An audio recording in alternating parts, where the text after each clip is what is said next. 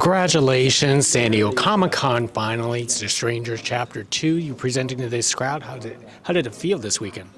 It's been great. It started yesterday when we flew in from Spain, and when we landed at the airport, there were a bunch of fans there greeting us, and the whole reception has been really, really great here. And it's such a privilege to be able to make movies in general and to make a movie like this, 3 movies, and then have the fans like it and be excited about it. So it's a really great feeling. Now we know you filmed these movies back to back, but you know there's quite such a long pause. What kind of relief it is that you know finally this second chapter is actually coming out, and what did you learn from this pause? It is, of course, a relief because originally we were thinking that all the 3 movies would come out within a year, and then it took longer between the first and second movie, and that was really because of our own decision. Luckily, the first movie was successful, and then we had a chance to listen to some audience feedback and see where people who were huge fans of the original movie that our movie is based on, what they wanted to see. And with our first movie, being sort of a remake of the original film, where the audience really who loved the original, where did they want it to go? What did they want to see us explore?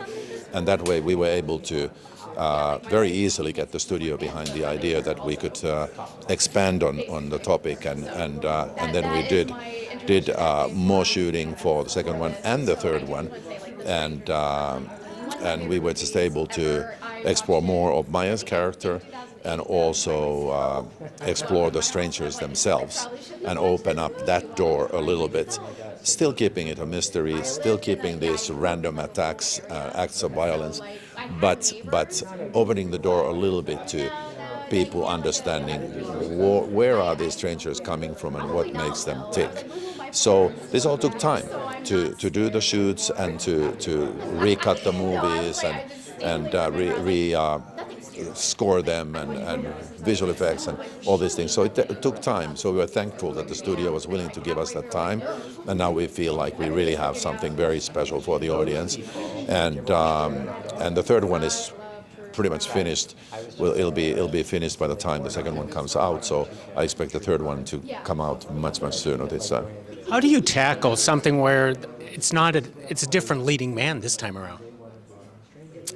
Well, you just have to keep your, plans straight and clear and know what you want.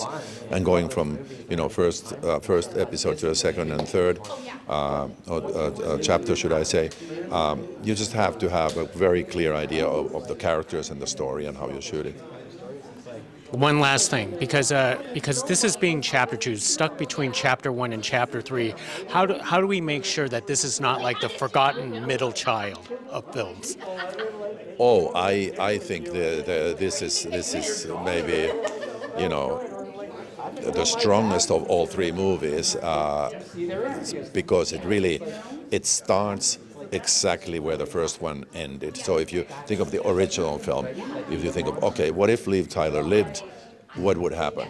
And now we did that in our first movie. We told that basic story, not shot by shot, but in principle, we told that home invasion story. It ended with the fact that Maya's character had survived, and now we find her in a hospital in the beginning of the second movie, which is literally like next day.